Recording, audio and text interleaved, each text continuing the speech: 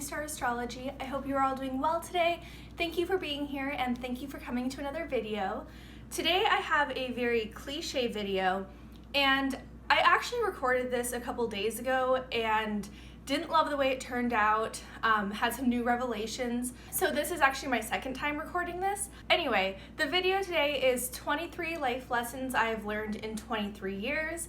My 23rd birthday was just a couple days ago, and like I said, this video is pretty cliche. A lot of people do it, so I don't really feel like I need to explain the concept of it, but I will say that my life lessons range from super basic and mundane and practical to very spiritual or personal, and they're in no particular order. So without further ado, let's dive on in. Life lesson number one is cooking is actually easy and very enjoyable. For some reason, up until a year and a half ago, I had it in my mind that cooking was this challenging thing. Your average person couldn't cook, or it would be so labor intensive that it was easier to just dine out for every meal. However, now that I have my own apartment, well, actually when I first moved into an apartment and out of the sorority house, I realized that cooking is very easy and it's not that hard to make good, healthy, nourishing meals that go beyond your basic pasta, quesadillas, grilled cheese, whatever. And it's actually really enjoyable. So that's my first life lesson I've learned in 23 years. Going off of that, point number two is that when you are cooking, it is infinitely easier if you prep everything before you turn on the heat. Usually recipes will have you put in different ingredients at different times. However, if you have the stove running and something is cooking kind of on the verge of burning, and you still need to chop up some other things that need to go in right now, and then you have to grab something out of the fridge and you have to get your spices out, and where's your measuring spoon and all of that, it can become very stressful very quickly. And if you just take the time to prep everything before you turn on the heat, cooking, like I said, is infinitely easier and much more enjoyable, and it kind of feels like you're on a cooking show where you can just pour everything in. So life lesson two, when cooking, prep everything before you turn on your heat. We're getting into the deeper stuff now. So life lesson three, seasons in life are a thing, and that's okay. For a while, I had it in my mind that I always had to be growing and developing and evolving, I guess. And recently, maybe it's just being older, maybe it's quarantine, but I've realized that there are just times in life where you are stagnating, where you are internalizing or processing or reflecting. And this is obviously more talking about the spiritual and psychological development, but this could be in your career, in your relationships, in your health, in your passion projects, whatever. Seasons in life are a thing. Obviously, if you look to the seasons of nature, there are periods where there's a lot of growth and there are periods where there's a lot of death and decay. Or if you look to the moon cycle, we have the new moon where it's dark for a few days, the moon grows and develops, reaches a peak, and then falls away. And as humans, our lives are like that. We follow similar patterns of growth, completion, and then resting and retreating. That's something I've learned and experienced, and it's okay, it's all good. Life lesson number four is that human connection and friends are some of the best parts of life. I've had friends, obviously, my whole life. However, up until a couple years ago, I had it in my mind that I was independent and super introverted and didn't need or really want super close connections. And I made several really close friends in college who taught me how enriching and fulfilling friendships can be when they are filled with active listening and empathy and honesty and mutual respect. And now I realize how important relationships are. Life is challenging in a lot of different ways. It's a lot less challenging when you have really nice people by your side to help you out. And having friendships makes life a lot more enjoyable. Yeah, I cried when I wrote this point, so I'm not gonna get too much into it, but that's one thing I've learned in the past few years, that human connections and friendships are so important. Point number five, kind of going back to my seasons concept, hobbies come and go, and that's also okay. There are a finite number of hours in the day, and if you are working and or going to school, your allotted free time shrinks even further, and it is unrealistic to expect that you will have all of the same hobbies for your entire life, because at different points you gain new hobbies and you can't keep doing all of them. Again, finite number of hours in the day. If you stop being interested in a hobby, it's okay to let it go. If it doesn't bring you joy right now, you can let it go and maybe it'll come back in the future, and that's all okay. Your hobbies are not your identity and you do not have to hold on to them forever. And then next, points 6 and 7 actually work really well together. Point number 6 is that you don't have to be good at something to enjoy doing it. And I think that this is especially with creative pursuits, because I think a lot of people get into this mindset of, if I paint, I have to be a really good painter or else I shouldn't paint at all. Or I want to write poetry, but I'm not very good, so I probably shouldn't do it. But I've learned that if you enjoy these activities, they bring you joy, they fulfill and enrich your life. It doesn't matter how good you are.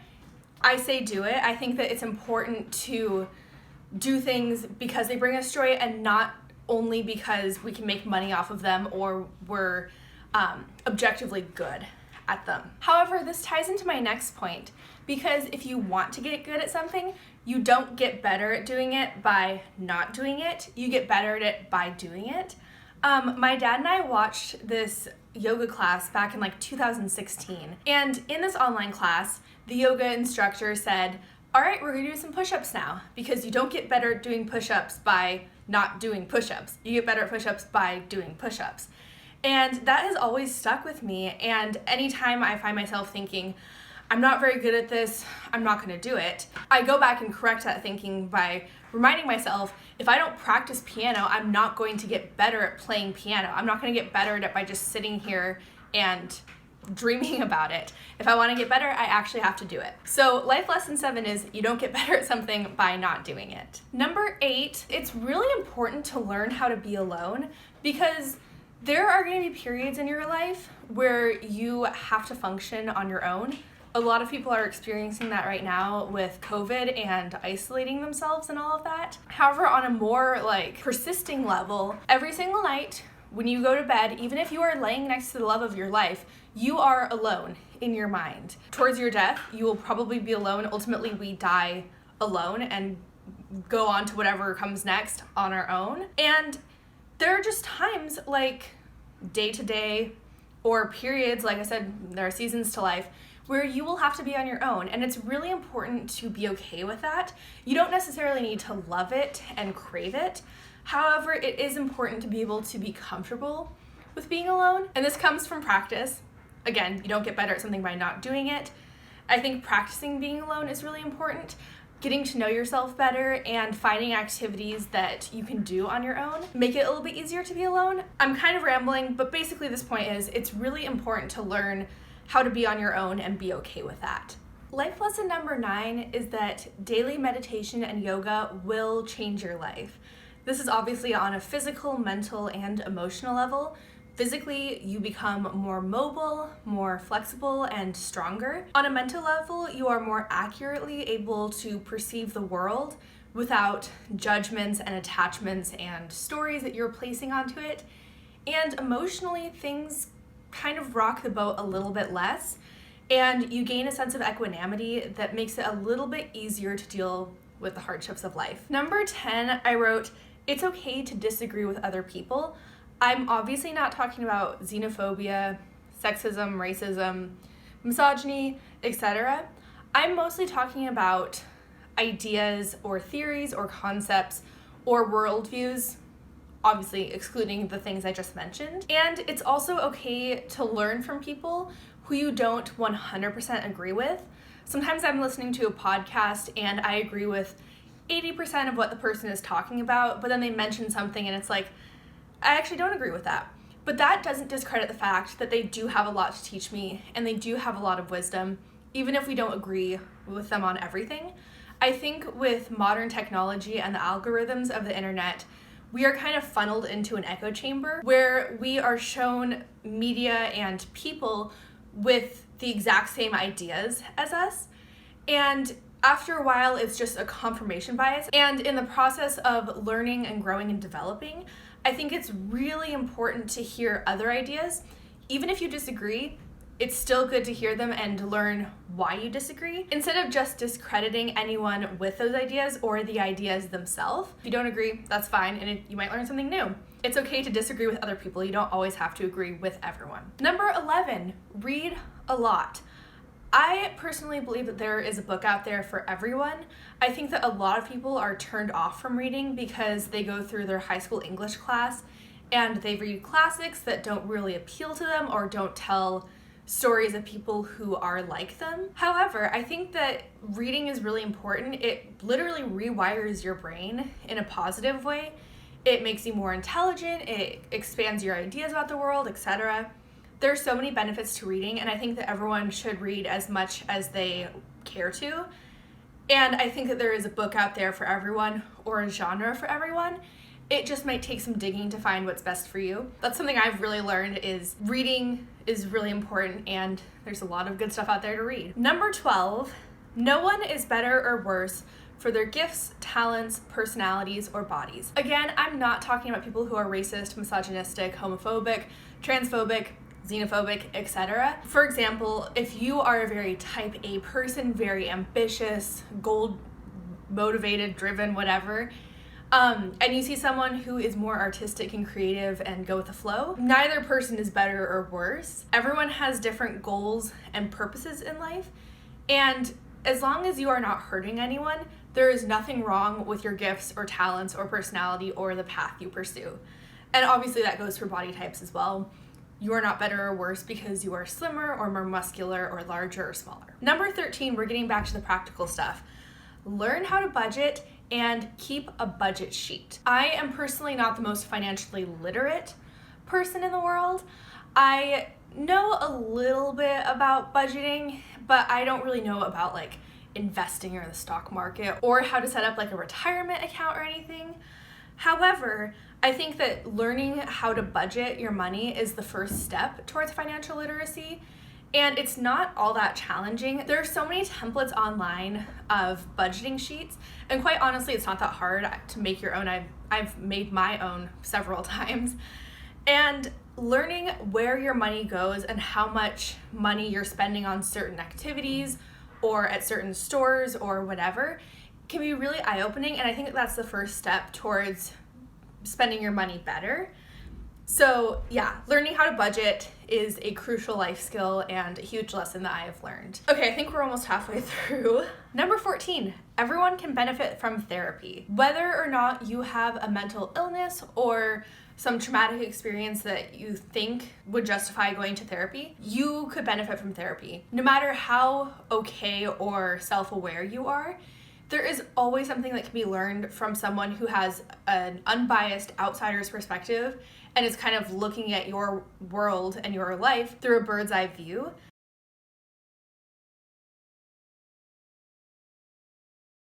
Point number 15. I did not know how much joy a pet could bring.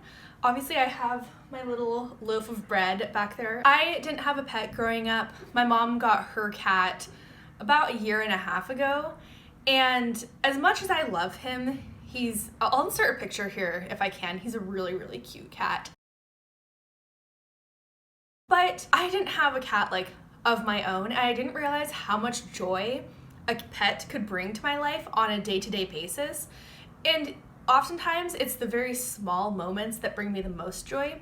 For example, the first time that Phoebe fell asleep in my apartment, I just felt this overwhelming sense of love, and it meant so much to me that this little cat who came from a shelter felt comfortable enough to fall asleep in my space. And every single day I have little moments where she just says the funniest things or the sweetest, most caring things that warm my heart and brighten up my life. So yeah, point number 15, having a pet is pretty wonderful. Point number 16, quality over quantity.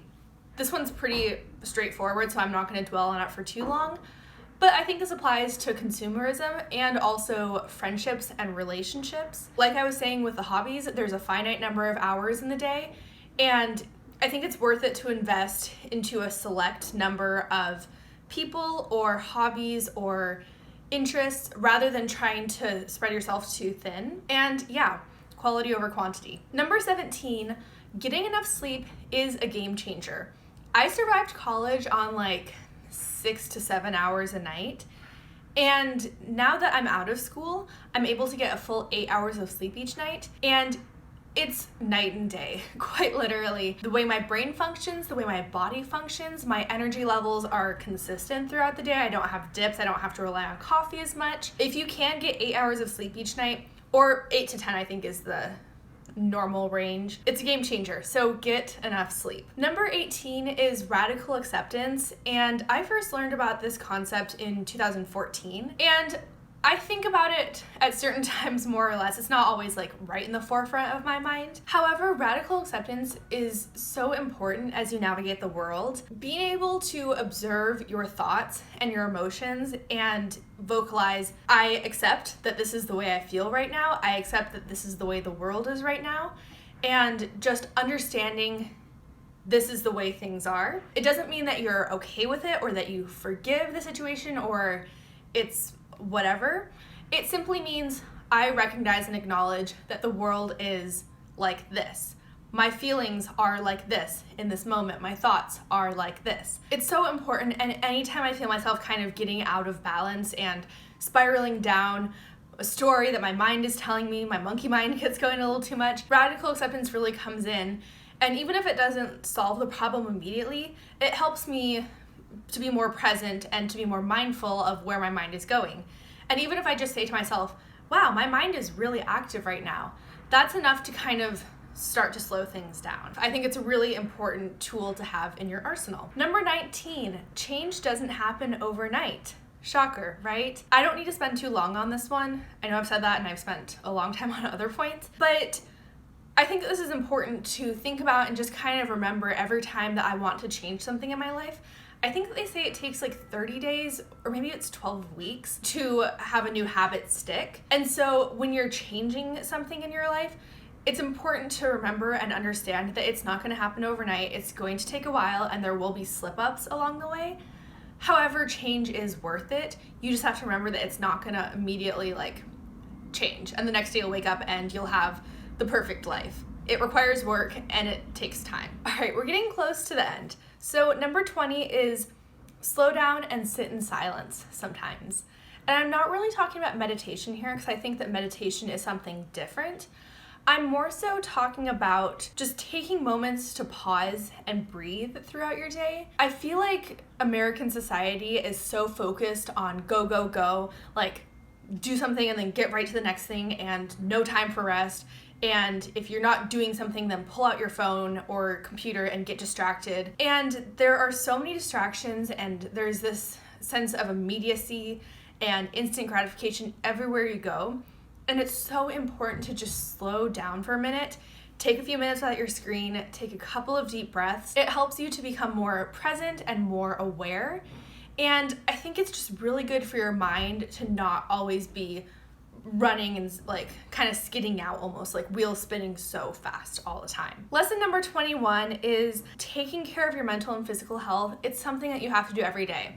And I know that that is kind of a bummer sentiment and it's a little bit overwhelming and unpleasant to think, great, every day for the rest of my life, I'm gonna have to take care of my mental health and take care of my physical health. Basically, this point is kind of a similar sentiment to the quote that if you don't make time for your wellness, you will be forced to make time for your illness. And this is just a really important lesson that I've learned, that daily upkeep and daily maintenance of my physical and mental health is really important and absolutely crucial for me to function and continue running and grow and develop. But of course, those are kind of the baseline, and I need to do those things each day so that I can work on larger things in my life. Point number 22, follow your passions and don't worry about the opinions of others.